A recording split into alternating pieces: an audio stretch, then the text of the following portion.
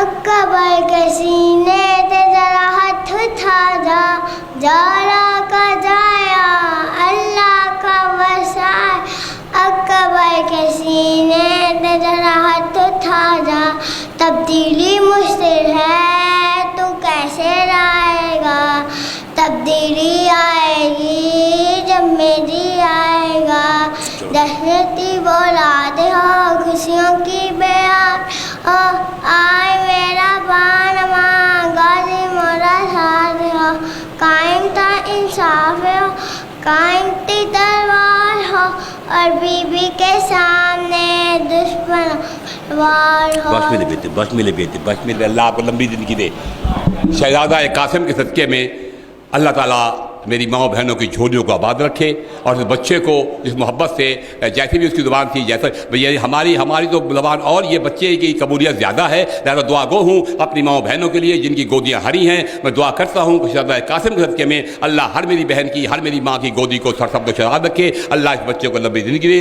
قبلہ سے ملتمس ہوں تشریف لائیں اور اپنے بیان سے سامعین کو مستفید فرمائیں۔ نعرہ تکبیر، بسم اللہ، نعرہ رسالت، نعرہ حیدری، برائے ظہور امام صاحب العصر والزمان بآواز بلند صلوات۔ قبلہ درود ہوں میں دم دم دم دم آدم آدم بآواز بلند صلوات۔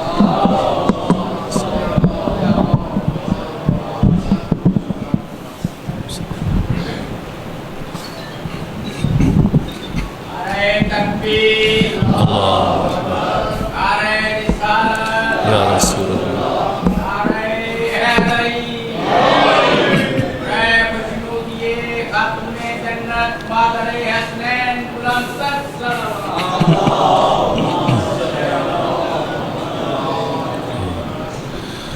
اعوذ باللہ من الشیطان الرجیم، بسم اللہ الرحمن الرحیم، الحمد للہ رب العالمین بارئ الخلائق اجمعین، الحمد لآلہ والصلاة علی اہلہ، الصلاة والسلام علی سید الانبیاء والمرسلین،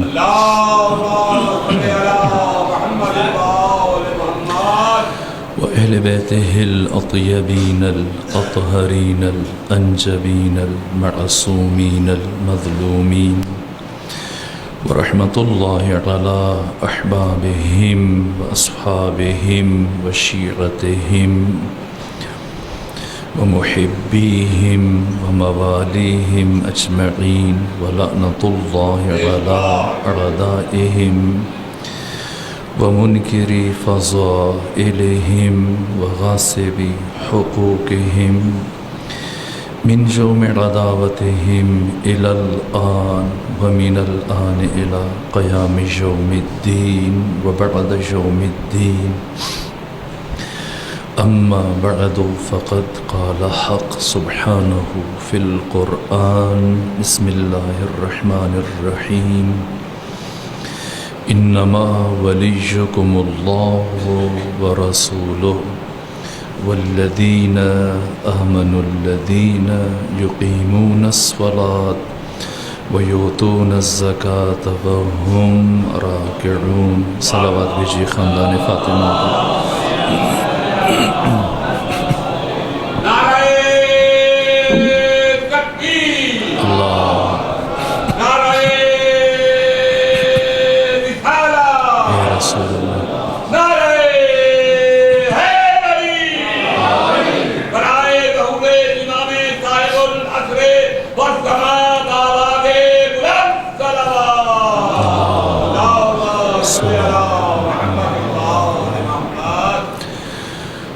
منشور ولایت کے عنوان سے جو سلسلہ فکر شروع کیا گیا تھا، آج وہ اپنے آخری مرحلے میں داخل ہو رہا ہے۔ میں نے آپ کی خدمت میں عرض کرنے کی کوشش کی مقام عظم ولایت، اس کا مفہوم، اس کے مصادیق، اور جس حد تک بھی اس محدود وقت میں ہو سکا کچھ تفاصیل آپ کی خدمت میں عرض کی، لیکن اب چونکہ آخری نشست ہے گفتگو کو سمیٹنا چاہتا ہوں۔ شرمندہ ہوں کہ کل ابھی تاخیر ہوئی، مناسب نہیں تھا، لیکن میرے پاس کوئی وسیلہ نہیں تھا، کوئی میرے سامنے گھڑی یا ایسی چیز نہیں تھی، ورنہ میں زیادہ دیر تک زحمت دینا آپ کو ہرگز گوارا نہیں۔ کوشش کروں گا کہ آج مختصر ترین گفتگو ہو اور اسی مختصر وقت میں اپنی گفتگو کو سمیٹ دیا جائے۔ ایک صلوات پڑھ جائے خاندان فاطمہ۔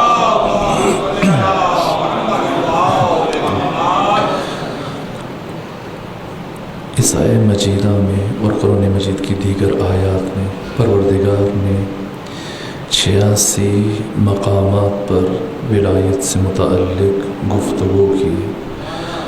سورہ مبارکہ مائدہ میں 5 مقامات پر ولایت سے متعلق گفتگو کی ہے، اور عجیب یہ ہے کہ یہ ولایت کے جو مختلف اصناف اور انواع اور اقسام رکھتی ہے، لیکن سورہ مبارکہ مائدہ میں جس ولایت کو بیان کیا گیا یہ ولایت علی الاطلاق ہے، یہ ولایت مطلقہ ہے۔ ولایت علی الاطلاق اور ولایت مطلقہ، جیسا میں نے کچھ اشارے آپ کی خدمت میں عرض کیے، جتنے بھی انبیاء خدا ہیں سب کے سب اولیاء خدا بھی ہیں، لیکن خود ولایت کے درجات ہیں۔ اس آیت میں جو ولایت بیان کی جا رہی ہے، فقہا، مجتہدین، علماء، مفسرین، استاد جوادی عاملی، حسن زادہ عاملی اور بہت ساری شخصیات، ان کا اجماع ہے کہ یہاں پر پروردگار ولایت مطلقہ کو بیان کر رہا ہے، ولایت علی الاطلاق۔ یہ ولایت کا وہ درجہ رفیعہ ہے جہاں پر کوئی بھی دوسرا نبی سہیم اور شریک نہیں ہے، اس میں شامل نہیں ہے، باقی انبیاء کے درجات ہیں۔ اللہ نے ان کو جو خلعت، جس خلعت سے نوازا ہے، جس شرف سے نوازا ہے، جن کا تعارف پروردگار نے مختلف انداز سے قرآن میں فرمایا، لیکن یہاں اس ولایت جس کو بیان کیا جا رہا ہے سورہ مائدہ میں، غیر از ختمی مرتبت کوئی دوسرا نبی اس کا مصداق نہیں ہے۔ اللہ نے آدم کو صفی اللہ بنایا مگر ولی نہیں بنایا، نوح کو نجی اللہ بنایا مگر ولی نہیں بنایا، ابراہیم کو خلیل اللہ بنایا مگر ولی نہیں بنایا۔ ولی بمعنی ولایت مطلقہ، موسیٰ کو اللہ نے کلیم اللہ بنایا مگر ولی نہیں بنایا، عیسیٰ کو اللہ نے روح اللہ بنایا مگر ولی نہیں بنایا، کیونکہ ولی اللہ کی صفت خاص ہے۔ اب جو اللہ کے سوا ولی ہوگا وہ مظہر ذات جلی ہوگا، وہ اللہ کی صفات کا مظہر ہوگا، وہ اللہ کی صفات کا آئینہ ہوگا۔ حق تعالیٰ نے ان انوار قدسیہ کو اپنی تمام تر اسماء و صفات جلال و جمال کے ظہور کے لیے منتخب کیا ہے۔ یہ 14 کے 14 اللہ کی صفات کے مظہر ہیں، جہاں حق تعالیٰ کی یہ صفات عالیہ اس کائنات میں ظاہر ہوئیں، اور ان ذوات مقدسہ کے کمالات کا سفر اس کائنات میں آ کر شروع نہیں ہوا۔ علی نے یہاں پہ آ کے سیکھنا شروع نہیں کیا ہے، علی پیدا ہوا ہے۔ علی جب دنیا میں آیا تو اسی دن سے علی تھا۔ حق تعالیٰ کی مشیت نے جب یہ چاہا کہ وہ اپنے تمام تر اسماء و صفات جلال و جمال اور تمام تر فضائل اور تمام تر کمالات کی حد انتہا کو انسانی پیکر میں ودیت فرمائے، تو ان کمالات کے ظہور کے لیے پروردگار نے نور مرتضوی کو منتخب کیا اور تمام تر فضائل کی حد انتہا کو علی ابن ابی طالب کی لافانی حیات کا نقطۂ آغاز بنا کر اس کائنات میں بھیجا ہے۔ غیر از ختمی مرتبت کوئی بھی دوسری شخصیت اس کائنات میں وجود مبارک علی ابن ابی طالب اور آپ کے فرزندان کے ہم پلہ نہیں ہے، برابری نہیں کر سکتی، کسی بھی وصف میں برابری نہیں کر سکتی۔ آج شب شہادت امام علی زین العابدین سید سجاد کی، اگر آقا کے اوصاف کو دیکھیں، اگر آقا کے کمالات کو دیکھیں، پچھلے عرصہ میں میڈیا پہ اس طرح کی گفتگویں ہوئیں کہ علی کو افضل کہہ سکتے ہیں یا علی کو افضل نہیں کہہ سکتے۔ نہ خمینی بت شکن جن کے یہ الفاظ ہیں، کیا فرمایا؟ کہا کہ جس شخص نے علی ابن ابی طالب کا تقابل کیا دنیا کی کسی بھی انسان کے ساتھ، اور تقابل کرنے کے بعد علی ابن ابی طالب کو افضل ثابت کیا، تو وہ گنہگار ہے۔ کیوں گنہگار ہے؟ اس لیے گنہگار ہے کہ اس نے علی ابن ابی طالب کی ذات پر ظلم کیا۔ وہ علی کے جو نہج البلاغہ میں فرما رہے ہیں کہ مجھے زمانے نے اتنا گرا دیا ہے کہ اب فلاں فلاں فلاں کے ساتھ میرا تقابل کیا جا رہا ہے۔ بھلا کہاں علی اور کہاں فلاں؟ علی ابن ابی طالب جو فضائل کی حد انتہا ہے۔ ہم جب کسی کا علی کے ساتھ تقابل کرتے ہیں اور علی کو افضل ثابت کرتے ہیں تو ہم دوسرے کو مفضول بھی ثابت کر رہے ہیں۔ جی ظلم ہے نا، کوئی نبی بھی، جس طرح کہ میں نے ابن ابی الحدید معتزلی کے کلمات بیان کیے کہ اس کائنات کا مشکل ترین میدان معرفت توحید پروردگار ہے۔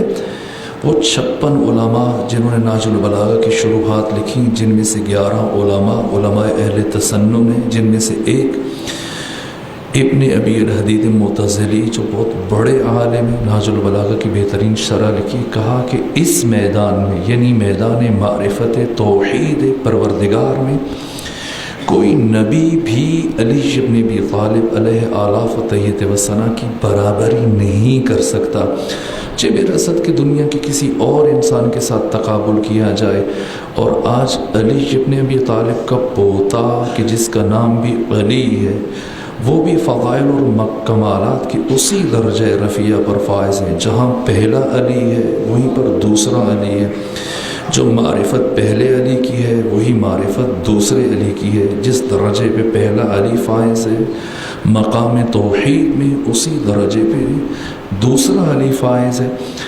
تمام انبیاء میں سے بعد از ختمی مرتبت وہ نبی، وہ رسول کے جو رتبے میں سب سے افضل ہیں، جناب ابراہیم علیہ وعلی نبینا وآلہ آلاف و تحیت و ثنا۔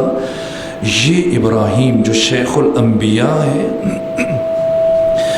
جو تمام انبیاء میں بعد از ختمی مرتبت سب سے افضل ترین مقام رکھتے ہیں، قرآن مجید نے جناب ابراہیم کی توحید کو بیان کیا تاکہ اندازہ ہو جائے۔ یہ جملہ اس لیے عرض کر رہا ہوں کہ علی زین العابدین کا مقام کیا ہے، آپ کا شرف کیا ہے، آپ کی معرفت توحید باری تعالی کس درجہ رفیع پر فائز ہے۔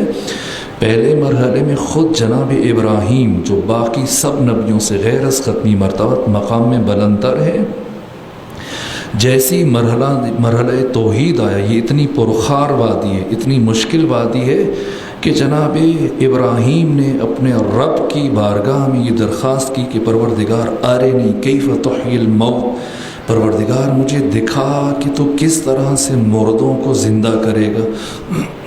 اور خدا نے فرمایا کہ کیا آپ کو ایمان نہیں ہے؟ کہا ایمان تو ہے۔ کہ پھر کیوں دیکھنا چاہتے ہیں؟ کہا کہ وَلَٰكِن لِيَطْمَئِنَّ قَلْبِي، میں چاہتا ہوں کہ میرا دل مطمئن ہو جائے، منزل یقین پہ فائز ہو جاؤں۔ تو پروردگار نے فرمایا کہ فَخُذْ أَرْبَعَةً مِّنَ الطَّيْرِ، پرندے 4 پرندے پکڑ لو، اور کبوتروں کو پکڑ لیا گیا، اور کہا کہ فَصُرْهُنَّ، ان کو پہلے ذبح کرو، اور ذبح کرنے کے بعد ان کے تمام جسم کے اجزاء کو آپس میں کاتی پاتی کر دو، مکس کر دو، جمع کر دو، اور پھر اطراف کے پہاڑوں میں ان ذرات کو تقسیم کر دو، اور پھر ایک ایک پرندے کی چونچ کو پکڑ کے آواز بلند کرو، یاتینک سعیا، وہ بہت جلد تمہاری طرف دوڑتے ہوئے آئیں گے۔ اور اس طرح سے پروردگار نے ابراہیم کو دکھایا کہ کس طرح سے مردوں کو زندہ کرے گا۔ یہاں جناب ابراہیم کے اطمینان میں اضافہ ہو رہا ہے۔ یہ ابراہیم ہے، افضل ترین نبی ہیں بعد از ختمی مرتبت، لیکن تمام تر شرف کے باوجود توحید کا معیار جناب ابراہیم کی توحید کہاں ہے کہ مخلوق کو دیکھتے ہیں۔ قرآن نے سارے واقعات کو بالتفصیل بیان کیا۔ میں بارگاہ امام سجاد میں پہنچنا چاہتا ہوں، لیکن یہ جملہ عرض کر دوں۔ کہا کہ پروردگار پہلے دیکھا، سورج کو دیکھا، چاند کو دیکھا، ستاروں کو دیکھا، تو کہا یہ رب نہیں ہو سکتے۔ مخلوقات کو دیکھتے رہے، نتیجتاً مخلوق کو دیکھ کر خالق تک پہنچے۔ یہ توحید ہے شیخ الانبیاء جناب ابراہیم کی، جو مخلوق کو دیکھ کر خالق تک پہنچ رہے ہیں۔ اور یہ توحید ہے فرزند علی، فرزند حسین، علی زین العابدین کی، جو کیا فرما رہے ہیں دعائے ابو حمزہ ثمالی میں؟ فرمایا پروردگار میں نے مخلوق کو دیکھ کر تیری معرفت حاصل نہیں کی ہے، بکا عرفتک وانت دللتنی علی وجودک۔ پروردگار میں نے تیری ذات کی معرفت خود تجھ سے حاصل کی ہے، تیرے ذات پر دلیل خود تیری ذات کو قرار دیا۔ وہ ابراہیم ہے جو مخلوق کو دیکھ کر خالق تک پہنچ رہے ہیں، اور یہ فخر ابراہیم ہے فرزند حسین علی زین العابدین کے جو خالق کو دیکھ کر خالق کی معرفت حاصل کر رہے ہیں۔ یہ فرق ہے شیخ الانبیاء جناب ابراہیم کی توحید میں اور فرزند پیغمبر فرزند علی سید سجاد کی توحید میں۔ ایک مخلوق کو دیکھ کر خالق تک پہنچ رہا ہے، اور ایک کہہ رہا ہے کہ میں نے تجھے دیکھ کر تیری ذات سے تیری معرفت حاصل کی ہے۔ کیوں ابراہیم ایسے کہہ رہے ہیں؟ کیوں علی زین العابدین یوں فرما رہے ہیں؟ اس لیے کہ جناب ابراہیم کو یہی کہنا چاہیے، اور علی سید الساجدین کو یہی کہنا چاہیے کہ جو مخلوق کے بعد اس کائنات میں ظاہر ہوا تو وہ مخلوق کو دیکھ کر خالق کی معرفت حاصل کرے گا، لیکن جس کا نور کائنات میں مخلوق کی تخلیق سے پہلے وجود میں آیا ہے، جب مخلوق تھی ہی نہیں تو پھر مخلوق کو دیکھ کے نہیں، خود خالق سے خالق کی معرفت حاصل کرے گا۔ صلوات پڑھیے خاندان فاطمہ پر۔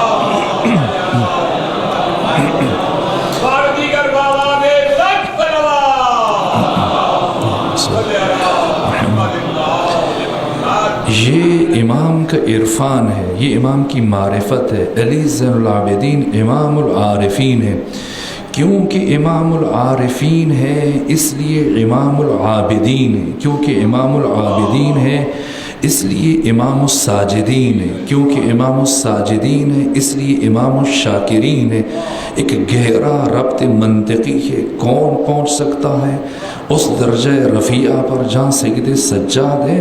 ہم انسان ہیں، چونکہ وقت بہت محدود ہے اس لیے میں ان مراحل کو بیان نہیں کر رہا۔ ایک جملہ آپ کی خدمت میں عرض کروں کہ جہاں پر صبر کرنا مشکل ہے، پوری انسانیت مل کر جس ایک مصیبت کو برداشت نہ کر سکے، سید سجاد نے ان تمام مصائب کو برداشت کیا، اور صرف برداشت نہیں کیا، صبر نہیں کیا۔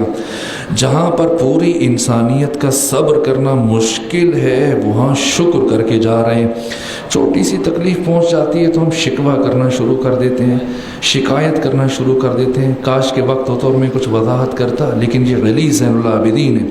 تاریخ بشر کی سب سے عظیم ترین قربانی دینے کے بعد جب شام غریبہ میں اپنا سر سجدے میں رکھا، ساری رات فرزند رسول کا سر سجدے میں رہا، سحر نماز فجر تک پوری رات ایک سجدہ میں گزار دی، اور مسلسل پروردگار کی بارگاہ میں یہ جملہ کہتے رہے، پروردگار آل محمد کی اس قربانی کو قبول فرما، پروردگار تیرا شکریہ کہ تو نے ہمیں اس امتحان میں کامیاب فرمایا۔ امام سجاد امام العارفین ہے، امام الشاکرین ہے، امام العابدین ہے، سید الساجدین ہے۔ کیا معیار عبادت ہے! وہ پہلا علی ہے کہ حالت نماز میں آپ کے جسم سے تیر کھینچ لیا جائے اور خبر نہ ہو، اور یہ آپ کا فرزند ہے جسے سید الساجدین کہا گیا، جسے زین العابدین کہا گیا، صرف اللہ کی طرف سے نہیں، صرف اپنوں کی طرف سے نہیں، خود دشمن نے بھی اعتراف کیا۔ ابلیس، عزازیل، شیطان نے ایک دن سوچا کہ جب ساری دنیا سید سجاد کو زین العابدین کہتی ہے، سید الساجدین کہتی ہے، ذرا میں بھی دیکھوں کہ اس کی عبادت میں کتنا دم خم ہے۔ آج شیطان آپ کی عبادت کو، آپ کے سجدے کو، آپ کی نماز کو آزمانے کے لیے علی زین العابدین کی گھر کی طرف بڑھا۔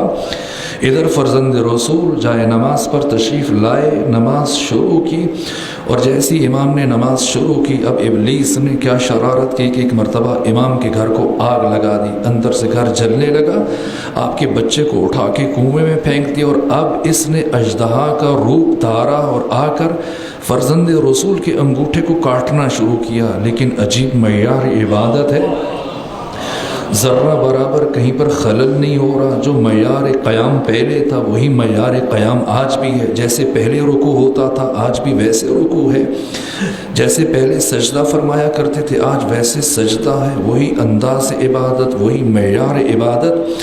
ایک مرتبہ جب نماز مکمل کی تو گھر کی کنیز دوڑتی ہوئی آئی، کہا آقا آپ کو پتہ نہیں چلا کہ گھر میں آگ لگ چکی ہے، بچہ کنویں میں گر چکا ہے، اور کچھ دیر پہلے اژدہا آپ کے انگوٹھے کو کاٹ رہا تھا۔ عجیب جملہ ارشاد فرمایا، کیا تجھے نہیں پتا تھا کہ میں کس کی بارگاہ میں کھڑا ہوں، کس سے ہم کلام ہوں، کس سے محو گفتگو ہوں۔ ایک مرتبہ جب ابلیس نے یہ سارا منظر دیکھا، ابھی امام جائے نماز سے اٹھے اور چلتے ہوئے بڑے کنویں کی طرف، جہاں سارے گھر کی خواتین پریشان تھی کہ بچہ اب ڈوب چکا ہوگا، لیکن جب بڑے ایک مرتبہ دیکھا کہ پانی کنویں کے اوپر آ چکا ہے اور آپ کا فرزند پانی کے اوپر بیٹھ کر کھیل رہا ہے، کہا پروردگار تیرا شکریہ، اور اب متوجہ ہوئے اپنی کنیزوں کی طرف، کہا مجھے یقین ہے اپنے رب پر جس کی عبادت میں مصروف تھا کہ وہ میری اولاد کی حفاظت کرے گا۔ ایک طرف آگ تھی وہ جو بجھ گئی، بچہ کنویں کے اوپر آ چکا ہے، اور اب ایک مرتبہ جب ابلیس نے دیکھا امام کا معیار عبادت، آپ کا رکوع، آپ کا قیام، آپ کا قعود، آپ کا سجدہ، اب شیطان کے پاس مزید ٹھہرنے کے لیے فرصت نہیں تھی۔ ایک مرتبہ امام کے گھر سے نکلنے لگا، لیکن نکلتے نکلتے جو جملے کہیں، اعتراف وہ ہوتا ہے جو دشمن بھی کرے۔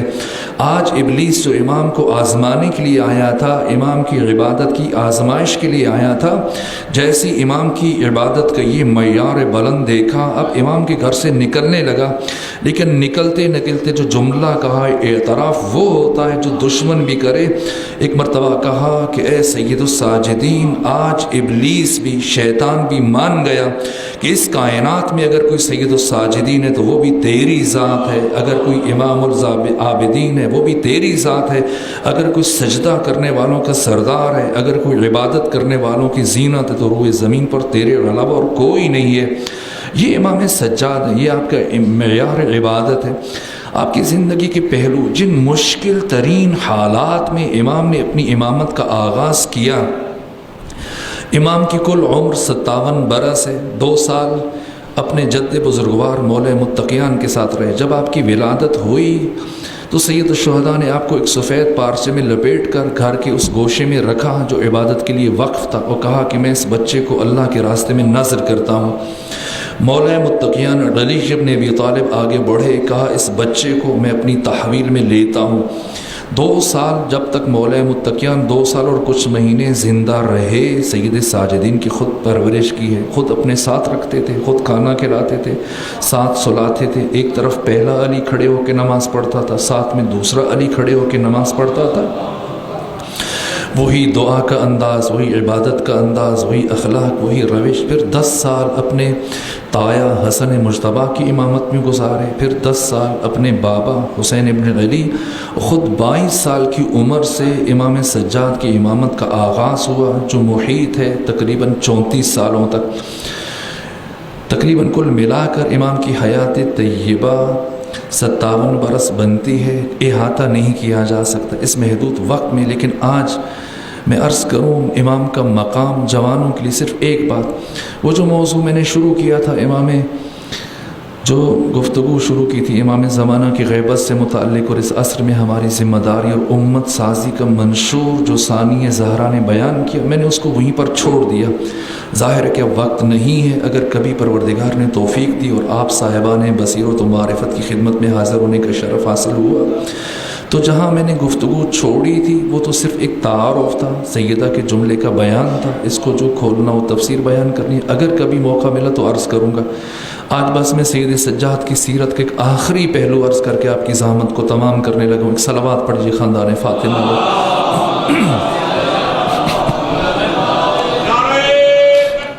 اللہ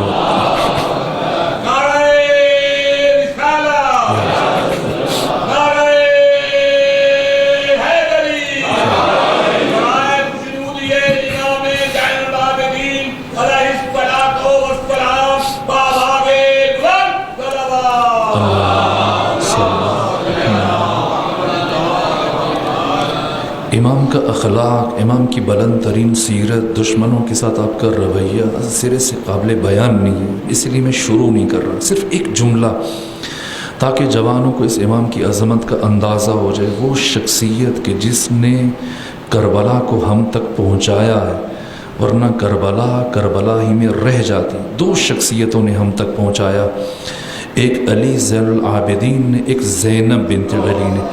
ایک وہ کہ جو عابدین کی زینت ہے، دوسری وہ کہ جو اپنے بابا علی کی زینت ہے۔ امام کی شہادت بعد میں آنے والے ذاکر و خطیب پڑھیں گے، میں خود ثانی زہرا کی شخصیت کا یہ گوشہ عرض کروں گا، لیکن اس سے پہلے خود امام سجاد کی حیات طیبہ کے یہ پہلو عرض کروں۔ کتنے پیچیدہ ترین حالات ہیں۔ جب امام قید سے رہا ہو کے آئے تو ایسا نہیں تھا کہ آسانی کے ساتھ تبلیغ کر سکیں جیسے آپ عزاداری کرتے ہیں۔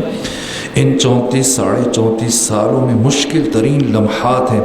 سب سے پہلے جیسے کچھ دن تو معاویہ کی حکومت رہی، یزید کا بیٹا، جب اسے مروان بن حکم نے قتل کروایا اس کی حکومت آ گئی، پھر عبد الملک بن مروان کی حکومت آ گئی، پھر ولید بن عبد الملک کی حکومت آ گئی۔ آپ خود دیکھیں اس عصر میں کتنی مشکل کیفیت ہے کہ ایک طرف جب کوفہ سے مختار ثقفی نے ایک کنیز بھیجی امام کی خدمت میں، تحفتاً بھیجی، امام نے یہ تحفہ قبول کیا اور اسے آزاد کرنے کے بعد اس سے عقد فرمایا، تو شام سے خلیفہ نے، حاکم نے خط لکھا ولید بن عبد الملک بن مروان نے، اور شام کے پاس بھیجا اور شام لے کے پہنچا۔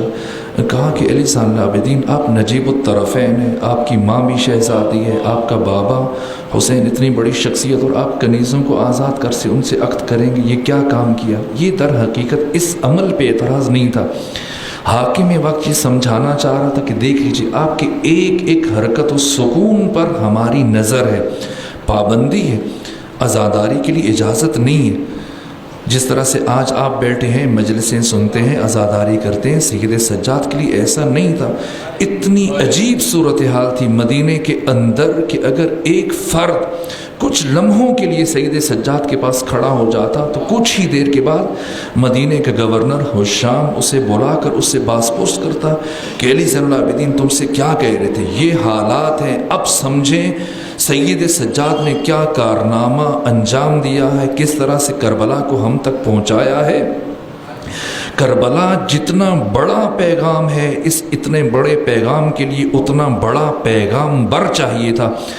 اس لیے حسین ابن علی نے اپنے فرزند سید سجاد کو منتخب کیا، اللہ کے حکم سے کیا کیا۔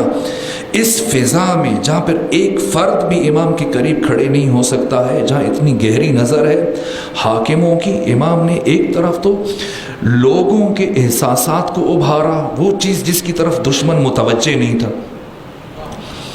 جہاں بھی گزر رہے ہیں، اگر بازار سے گزر رہے ہیں، دیکھا قصاب ہے، ذبح کرنے لگا ہے جانور کو، تو وہیں پر رک جاتے ہیں اور رک کر اس قصاب سے پوچھتے ہیں کہ بتا تو نے اسے ذبح کرنے سے پہلے پانی پلایا تھا یا پانی نہیں پلایا تھا؟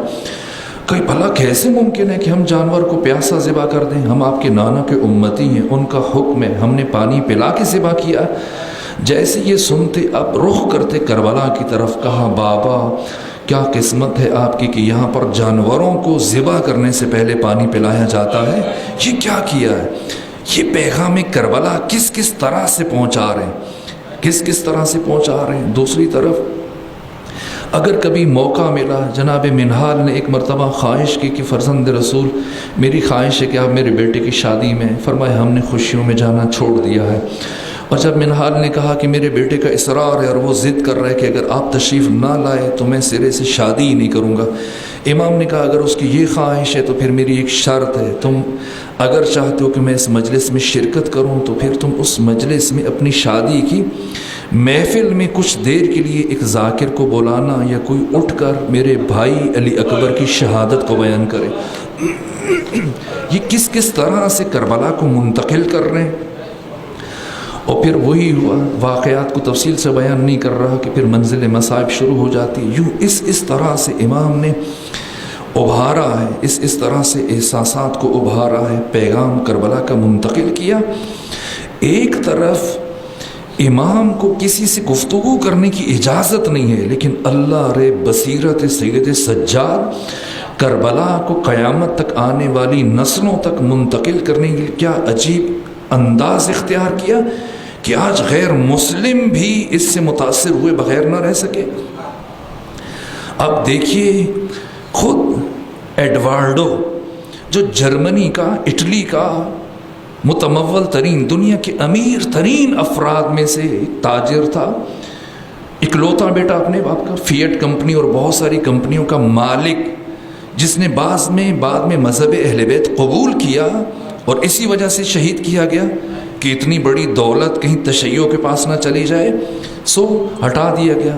یہودی کا بیٹا ایڈوارڈو یہودی تھا، بعد میں مذہب اہل بیت قبول کیا۔ کیسے قبول کیا؟ جیسی انقلاب اسلامی برپا ہوا تو یہ پہنچے خمینی بت شکن کے ساتھ ملاقات کے لیے۔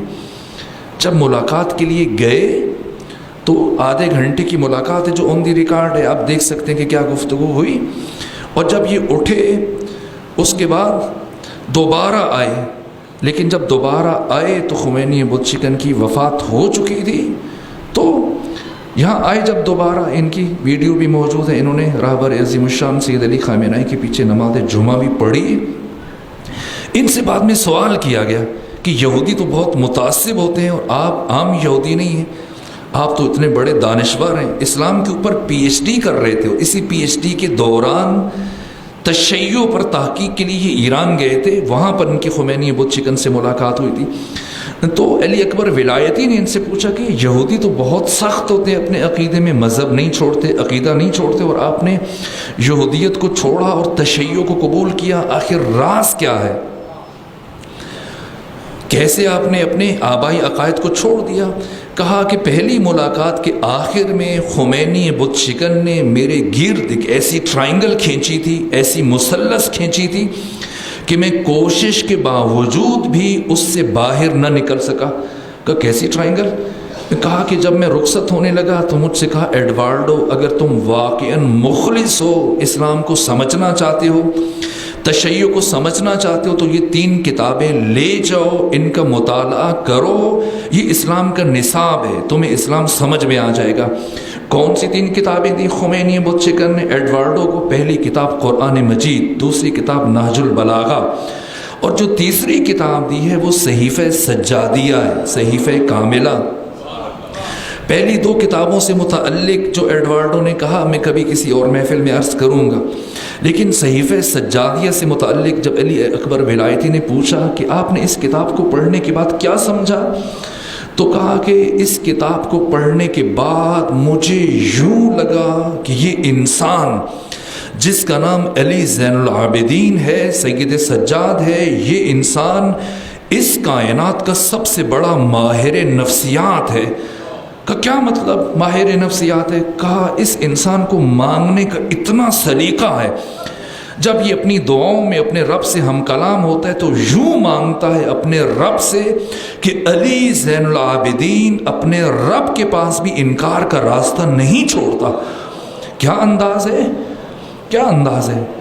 آپ بھی شب قدر کے اعمال کرتے ہیں اور سید سجاد بھی شب قدر کے اعمال کرتے ہیں۔ آپ اپنے عمل کا آغاز، اعمال کا آغاز یا صدقہ دے کے کرتے ہیں، یا غسل دے کے کرتے ہیں، یا دعا و مناجات سے کرتے ہیں، لیکن آئیے دیکھیے سید سجاد کیا انداز ہے، کس طرح سے خدا سے اپنی باتیں منوانے کا طریقہ بتا رہے ہیں انسانیت کو، کہ اگر اللہ کو راضی کرنا ہے، اگر خدا سے مانگنا ہے تو کیسے مانگو، سلیقہ سیکھنا ہے تو علی زین العابدین سے سیکھو۔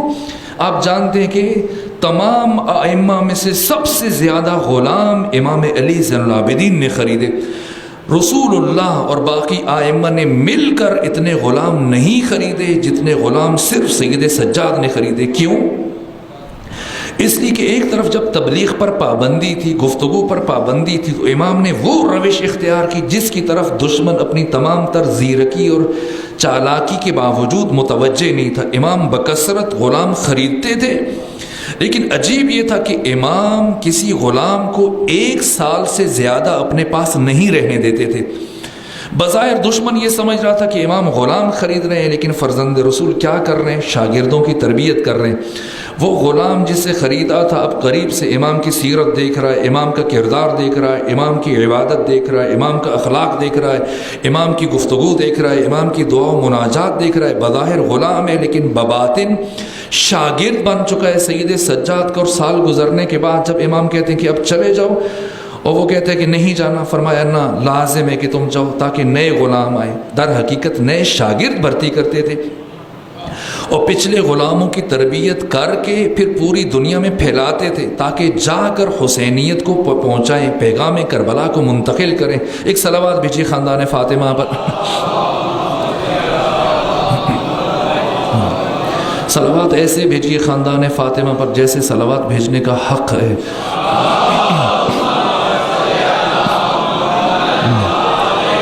میں بہت جلدی گفتگو صرف اس لیے کر رہا ہوں کہ اپنے محدود وقت میں اپنی کم سے کم 1-2 گزارشات کو مکمل کرنے میں کامیاب ہو جاؤں، اور گفتگو اس سے آگے نہیں بڑھے گی۔ یہ سید سجاد ہے، یہ آپ کا انداز ہے، سب سے زیادہ غلام خریدتے تھے۔ اب جو ایڈوارڈو نے جملہ کہا ہے سنیے، اس کے وزن کو سمجھیے، سید سجاد کی روش کیا ہے، سلیقہ کیا ہے۔ کیوں کہا ایڈوارڈو نے، اس غیر مسلم یہودی نے جو بعد میں مذہب اہل بیت قبول کیا، کہا کہ سید سجاد اپنے رب سے اس طرح سے مانگتے کہ خدا کے پاس بھی انکار کا راستہ نہیں چھوڑتے۔ کیا انداز ہے؟ امام اپنے غلاموں کو سال بھر خریدتے تھے، شب قدر میں آزاد کرتے تھے۔ کیسے آزاد کرتے تھے؟ شب قدر فرزند رسول اپنے تمام تر غلاموں کو جمع کرتے، تمام کنیزوں کو جمع کرتے۔ جب سب جمع ہو جاتے اب ایک رجسٹر کھولتے تھے، اور رجسٹر کھولنے کے بعد امام ایک ایک غلام سے اعتراف لیتے، بتاؤ فلاں دن تو نے میری حکم عدولی کی تھی یا نہیں کی تھی۔ وہ بھول کے مطمئن بیٹھا ہوتا تھا، جیسے امام یاد دلاتے سر جھکا لیتا، شرمندہ ہوتا، کہاں امام مجھ سے غلطی ہو گئی تھی۔ اب دوسرے سے اعتراف لیتے، تم نے فلاں موقع پہ یہ نقصان کیا تھا یا نہیں کیا تھا۔ تیسرے سے اعتراف لیتے، چوتھے سے، سب سے، تمام غلاموں سے، تمام کنیزوں سے۔ جب امام اعتراف لے چکتے تو اب سب پریشان کہ پتہ نہیں امام کیا کریں گے۔ ایک مرتبہ امام فرماتے کہ جاؤ آج کی شب میں نے تم سب کو معاف کر دیا، اور پھر فرماتے جاؤ آج کی شب میں نے تم سب کو آزاد کر دیا۔ اور اب امام دروازے پہ کھڑے ہو جاتے، اس حجرے کے دروازے پر، اور ایک ایک غلام اور ایک ایک کنیز کو رخصت کرتے، معاف کرنے کے بعد، آزاد کرنے کے بعد۔ اب درہم و دینار کی ایک ایک تھیلی ایک ایک غلام کو، کنیز کو دے رہے ہیں کہ اب جا کر دوبارہ کسی کی غلامی میں جانے کی ضرورت نہیں ہے، اپنی مستقل زندگی گزارو، اپنا کاروبار دنیاوی شروع کر دو، اب کسی کے محتاج نہ رہو۔ یوں سب کو رخصت کرنے کے بعد جب تمام غلام، تمام کنیزیں رخصت ہو جاتے، اب امام اس حجرے کے دروازے کو بند کرتے اور جائے نماز پر تشریف لاتے، اور اس جملے سے اپنی مناجات شب قدر کا آغاز کرتے کہ پروردگار دیکھ میں نے بندہ ہوتے ہوئے اپنے سارے غلاموں کو معاف کر دیا، کیا تو اللہ ہوتے ہوئے اپنے اس ایک غلام کو معاف نہیں کرے گا؟ یہ سید السجاد ہیں جو امام العارفین ہیں، امام الشاکرین ہیں، امام العابدین ہیں۔ بس یہ ایک کردار حضرت کی شہادت کو ذاکر محترم پہنچ چکے ہیں، بیان کریں گے، لیکن وہ دوسری شخصیت جس نے سید سجاد کے شانہ بشانہ اپنے بھیا کی محنتوں کو بچایا، جس کے لیے ایک شاعر نے کہا اور امام زمانہ نے جس کی دستبوسی کا حکم دیا کہ کربلا در کربلا می ماند اگر زینب نہ بود، کربلا کربلا ہی میں رہ جاتی اگر زینب بنت علی نہ ہوتی۔ 1,24,000 انبیاء کی محنتوں کو بچایا زینب بن سید الشہداء حسین ابن علی نے، اور سید الشہداء کی تمام محنتوں کو بچایا ہے زینب بنت علی نے۔ وہ بی بی جو شب عاشور بار بار بے ہوش ہو رہی تھی صرف حسین کی شہادت کا تصور کر کے، روز عاشور اپنے بھائی حسین کو چند قدم کے فاصلے پر ذبح ہوتے ہوئے دیکھا، لیکن صبر کرا۔ کیوں؟ اس لیے کہ اب حسین کی محنتوں کو بچانا ہے، اب انبیاء کی محنتوں کو بچانا ہے۔ 11 محرم کو ثانی زہرا نے اس کائنات کا مشکل ترین سفر شروع کیا اور مسلسل 21 دن تک کربلا سے لے کر شام تک بے پالان شتر کے اوپر سفر کیا۔ یہ کیسا سفر ہے اگر سمجھنا ہو تو صحابی رسول ابو ذر غفاری کے 3 روزہ سفر کو دیکھ دیجئے۔ جب ان کو ربضہ بھیجا گیا، شہر بدر کیا گیا، جلا وطن کیا گیا، اور جب صحابی رسول 3 دن بے پالان شتر پر بیٹھنے کے بعد ربضہ پہنچے تو حالت یہ تھی کہ ان کی رانوں کا گوشت گل چکا تھا۔ متواتر 21 دن علی کی بیٹیاں، محمد کی نواسیاں بے پالان شتر کے اوپر بیٹھ کر کربلا سے کوفہ سے شام پہنچ رہی ہیں۔ کتنا مشکل سفر ہے، مورخ بیان نہیں کر سکتا۔ مورخ نے یہ تو لکھ دیا کہ اس سفر میں ان بیویوں کو، ان بچوں کو تازیانے لگے ہیں، تماچے لگے ہیں، لیکن وہ تازیانے جو ان ہستیوں کو آج بھی خون کے آنسو رلاتے ہیں وہ مورخ نہ دیکھ سکا۔ وہ اجنبیوں کے، وہ ناہمارموں کی نگاہوں کے تازیانے تھے۔ یہ تازیانے برداشت کر کے یہ بیویاں، یہ بچے شام میں پہنچتے ہیں، لیکن جب شام میں پہنچے تو اب بھی آپ کو شام شہر میں نہیں لے کے جایا گیا، شام شہر کے دروازے پر روک دیا گیا۔ متواتر 3 دن تک 15 آذانیں سنی، 3 مرتبہ سورج کو طلوع ہوتے ہوئے دیکھا، 3 مرتبہ سورج کو غروب ہوتے ہوئے دیکھا۔ بازار سجائے جا رہے ہیں، دربار سجائے جا رہے ہیں، یہاں تک کہ 3 دن گزرنے کے بعد پہلے مرحلے میں میں بتانا چاہتا ہوں کہ نبی زادی نے کیا کیا، کس طرح سے حسین کی محنت کو بچایا، کس طرح سے انبیاء کی محنتوں کو بچایا، کیا کیا، کیوں دنیا آج سلام کرتی ہے ثانی زہرا کو۔ ایک مرتبہ جب اس قافلے کو شہر کے اندر لے کے جایا گیا، پہلے مرحلے میں بازاروں سے گزارا گیا اور استقبال کے لیے گھروں کی چھتوں پر خواتین جمع ہیں، ان کے ہاتھوں میں جہاں پتھر ہیں وہاں میں نے روایتوں میں دیکھا ہے کہ گرم کھولتا ہوا پانی ان خواتین کے ہاتھوں میں ہے۔ جیسے یہ اسیر بچے اور بیویاں جہاں جہاں سے گزر رہے ہیں، یہ گرم پانی ان کے سروں کے اوپر ڈالا جا رہا ہے۔ یہ مشکل ترین مرحلہ عبور کیا جا رہا ہے۔ پہلے بازار عبور کیے، اس کے بعد دربار عبور کیے، 7 محلات ہیں یزید کے، پہلے 6 محلات عبور کیے، یہاں پر عوام کے اجتماعات تھے، انہیں عبور کرنے کے بعد اب علی کی شیر دل بیٹی کہاں پہنچ رہی ہے؟ اس محل میں پہنچ رہی ہے جہاں پر خود یزید کا قیام تھا، جہاں پر یزید کی سکونت تھی۔ کتنا مشکل مرحلہ تھا۔ اب تک سارا سفر 21 دن، وہ 3 دن یہ علی کی شیر دل بیٹی نے طے کیا، لیکن کبھی بھی پیشانی پر شکن نہ آئی۔ لیکن جیسے ہی علی کی شیر دل بیٹی ایک مرتبہ یزید کے دربار میں داخل ہونے لگی اور رک کر دروازے کی دہلیز پر بیٹھ گئی، ایک مرتبہ سید سجاد پریشان ہوئے، کہا پھوپھی اماں کیا ہوا؟ کیا گھبرا گئی ہیں؟ کیوں آگے نہیں بڑھ رہی ہیں؟ کیوں بیٹھ گئی ہیں؟ کیا تھک گئی ہیں؟ ایک مرتبہ بی بی نے فرمایا کہ تم سب مجھ سے پوچھا کرتے تھے کہ وقت آخر 21 رمضان کو میرے بابا نے میری کلائیاں چومنے کے بعد مجھے کیا وصیت کی تھی، اور میں نے کبھی نہیں بتایا۔ آج سب کو بتا رہی ہوں کہ میرے بابا نے وقت آخر مجھ سے کیا وصیت کی تھی۔ میرے بابا علی نے مجھ سے کہا تھا کہ اے زینب، جب زندگی میں تجھے یزید جیسے شرابی اور بدکردار کے دربار میں جانا پڑے تو اے زینب نہ گھبرانا، تمہارا بابا علی تمہاری مدد کے لیے آئے گا، تمہیں اپنے ساتھ لے کے جائے گا۔ میں یہاں پر بیٹھ کر اپنے بابا علی کا انتظار کر رہی ہوں، کیونکہ میرے بابا علی نے وعدہ کیا تھا۔ یہاں تک کہ کچھ دیر کے بعد ثانی زہرا یہ کہتے ہوئے اٹھ کے کھڑی ہوئی، السلام علیک یا امیر المومنین۔ یہ وہ مشکل ترین مرحلہ ہے۔ ایک مرتبہ ثانی زہرا یزید کے دربار میں داخل ہوئی، چاروں طرف سیدانیاں ہیں، بیویاں ہیں، اسیر ہیں، بچے ہیں، اور یزید کے دربار کا عالم کیا ہے؟ یزید نے خواص کو بلایا، گورنروں کو بلایا، امراء کو بلایا، یہودیوں اور عیسائیوں کو بلایا۔ کیوں؟ یزید اپنی فتح کا جشن منا رہا ہے۔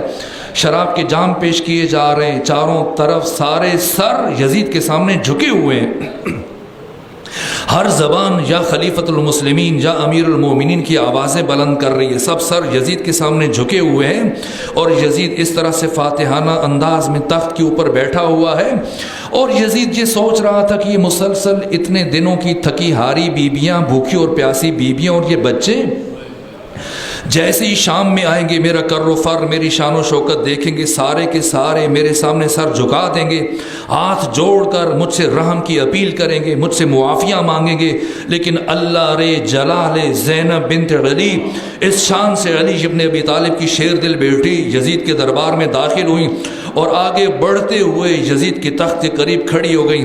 ایک مرتبہ یزید نے شراب کے نشے میں مست ہے، شراب پی رہا ہے، اور اسی دوران میں یزید نے سر اٹھا کے کہا کہ میں نے سنا ہے ان اسیروں میں علی کی بڑی بیٹی زینب بھی آئی ہے۔ کسی درباری نے اشارہ کیا، وہ خاتون کھلے بالوں والی جس کے ہاتھ پسے گردن بندھے ہوئے ہیں اور جس نے ایک ضعیفہ کی پشت پر اپنا ماتھا ٹیک رکھا ہے، یہ علی کی بڑی بیٹی زینب بنت علی ہے۔ جیسی تعارف ہوا، اس نے ایک مرتبہ اپنے کفر کا، اپنے عقائد کا اظہار کرنا شروع کیا، کہا کہ کاش بدر و احد میں مرنے والے میرے آباء و اجداد زندہ ہوتے تو دیکھتے کہ میں نے کس طرح سے ان کے خون کا بدلہ علی اور محمد کی بیٹیوں سے لیا ہے۔ اب ایک مرتبہ اس نے کفر بکنا شروع کیا، کہا لعبت بنو ہاشم بالملک فلا خبر جاء ولا وحی نزل، سب بنو ہاشم کا ڈھونگ تھا، کوئی نبی نہیں تھا، کوئی وحی نہیں تھی، کوئی قرآن نہیں تھا۔ اقتدار حاصل کرنے کے لیے کاش ہوتے میرے اجداد تو دیکھتے۔ اب تک علی ابن ابی طالب کی شیر دل بیٹی خاموش تھی، لیکن جیسے ہی یزید نے یہ کلمات کہے، ایک مرتبہ ثانیہ زہرا نے باقی بیبیوں کو آنکھ کا اشارہ کیا، باقی بیبیاں ایک طرف ہٹیں، ثانیہ زہرا نے ایک قدم آگے بڑھایا اور اس کے بعد یہ تاریخی جملہ ارشاد فرمایا کہ اے یزید، تو جو ان سب کے سامنے اتنا معتبر بنا ہوا ہے، اتنا محترم بنا ہوا ہے کہ سب سر تمہارے سامنے جھکے ہوئے ہیں، ہر زبان تجھے خلیفۃ المسلمین کہہ رہی ہے، ہر زبان تجھے امیر المومنین کہہ رہی ہے، تو اقتدار کے نشے میں مست ہے، خواہشات کے نشے میں مست ہے، حکومت کے نشے میں مست ہے، فتح کے نشے میں مست ہے، شراب کے نشے میں مست ہے، سب سر تمہارے سامنے جھکے ہوئے ہیں، لیکن سن اے یزید، تو علی ابن ابی طالب کی بیٹی کی نگاہ میں اتنا ہیچ ہے، اتنا پست ہے، اتنا کمتر و ذلیل ہے کہ علی کی بیٹی تجھے لائق گفتگو نہیں سمجھتی ہے، علی کی بیٹی تجھے لائق تذکرہ نہیں سمجھتی، علی کی بیٹی تجھے لائق کلام نہیں سمجھتی۔ یہ اتنا بڑا وار تھا اور اتنا اچانک حملہ تھا علی ابن ابی طالب کی شیر دل بیٹی کا کہ ایک مرتبہ یزید جیسے چرب زبان اور شاطر اور جو فی البدی اشعار کہہ رہا تھا، بات بات پر سنبھلنے کا موقع نہ ملا۔ ایک مرتبہ یزید کو سمجھ نہیں آیا کہ اب علی ابن ابی طالب کی شیر دل بیٹی کے حملے کا کیا جواب دے۔ یزید نے سوچنا شروع کیا اور سوچتے سوچتے اپنا سر جھکا لیا، اور وہ سب سر جو یزید کے سامنے جھکے ہوئے تھے اب سب سر اٹھا کے دیکھ رہے ہیں یہ کون سی خاتون ہے جس نے اتنے بڑے حکمران کو خاموش ہونے پر مجبور کر دیا۔ اور اب سب سر اٹھا کر یزید کی طرف دیکھتے ہیں کہ اب یزید اس بی بی کے حملے کا کیا جواب دے گا، اب یزید اس بی بی کی بات کا کیا جواب دے گا۔ بہت دیر تک سب نے اپنی نظریں یزید کے چہرے پر گاڑ دیں، لیکن یزید کا سر بہت دیر تک جھکا رہا اور یزید سوچتا رہا۔ اس سے سمجھ میں نہیں آ رہی ہے کہ ثانیہ زہرا کے حملے کا کیا جواب دے۔ کافی دیر سوچنے کے بعد اب جو یزید نے سر اٹھایا تو اس کے پاس اس کے علاوہ اور کوئی جواب نہیں تھا۔ کہا اللہ لعنت کرے ابن مرجانہ پر، اللہ لعنت کرے ابن زیاد پر جس نے حسین کو شہید کر دیا۔ ارے میں تو ایسا نہیں چاہ رہا تھا، میں تو ایسا نہیں چاہ رہا تھا۔ اب جیسے ہی علی ابن ابی طالب کی شیر دل بیٹی نے دیکھا کہ میرا وار اتنا کارگر ثابت ہوا کہ دشمن اپنی آستینیں صاف کرنے کی کوشش کر رہا ہے، دشمن میرے بھائی حسین کے قتل سے اپنا دامن بچانے کی کوشش کر رہا ہے، تو اب ثانیہ زہرا چند قدم اور آگے بڑھی اور اس تاریخی خطبے کا آغاز کیا اور اس مرحلے میں پہنچی اور فرمایا اے یزید کد کیدک وس اسایک ونصب جہدک واللہ لا तमहू ज़िक्रना वला तुमीतु वहयना। ऐ यजीद, तू जितनी चालें चल सकता है चल ले, तू जितनी कोशिशें कर सकता है कर ले, तू जितनी साजिशें कर सकता है कर ले, तू जितने हरबे इस्तेमाल कर सकता है कर ले। आज अली की बेटी तेरे दरबार में अल्लाह की कसम खा के ये ऐलान करके जा रही है, तू कभी हमारे जिक्र को खामोश न कर सकेगा, तू कभी मेरे नाना की वही को मौत की आगोश में न सुला सकेगा। इस तरह से अपने भाई की मेहनतों को बचाया, इस तरह से अंबिया की मेहनतों को बचाया। बस चंद जुमले, 2 जुमले अर्ज़ करूँगा और ज़्यादा ज़हमत नहीं दूंगा। यहाँ तक कि शाम को अपने भैया का अज़ाखाना बना दिया, यजीद के दरबार को अपने भैया का अज़ाखाना बना दिया। एक मरतबा शाम में इनकलाब बर्पा किया और अब वो मरहला आया कि ये बीबी वापस शाम से मदीना जाती है। मैं दस्ते अदब जोड़कर रूह सानी ज़हरा की खिदमत में गुजारिश करूँगा, बीबी इन सबको आप वापस जाने दीजिए मदीना, आपने तो वापस शाम आना है, आप तो सफ़रों की थकी हुई है, तो यहीं रुक जाइए, और शाम वापस क्यों आना है?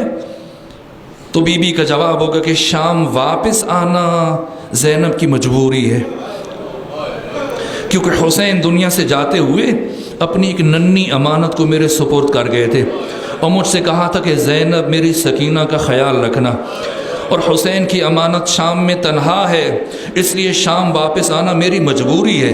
इसलिए बीबी जब कुछ दिनों के लिए शाम से रुखसत होने लगी तो आखिरी वसीयत जो शाम की ख़वातीन को जमा करने के बाद फरमाया, ए शाम की औरतों, जब कभी तुम्हें अपने बच्चों के प्यार से फुर्सत मिल जाए तो कभी कभी आकर मेरी सकीना की कब्र पर एक दिया जला दिया करना, इसलिए कि मेरी सकीना को तन्हाई से बड़ी वहशत मालूम होती है, इसलिए कि मेरी सकीना को तारीकी से बड़ी वहशत मालूम होती है।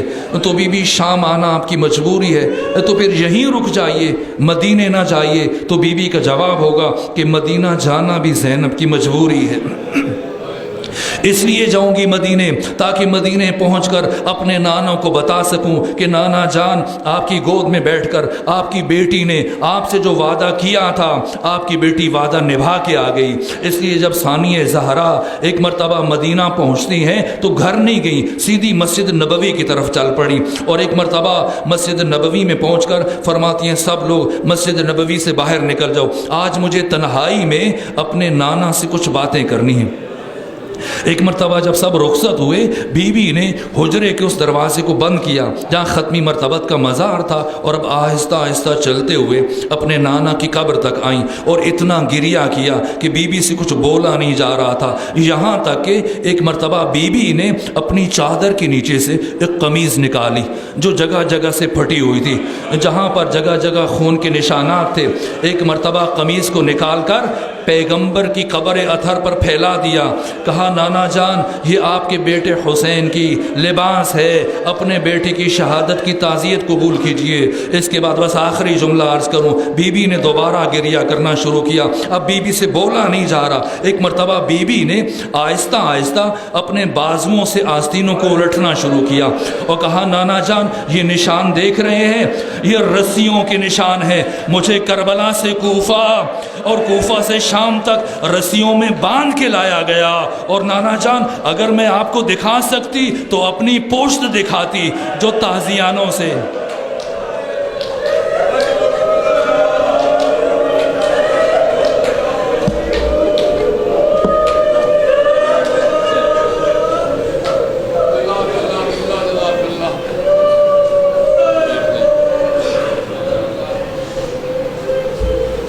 मोमिन कराम, अल्लाह आपको इसका अजर अदीम अता फरमाए। तशरीफ़ फरमा रहे जनाब शहनशाह कसायद व मसायब ज़ाकिर आले मोहम्मद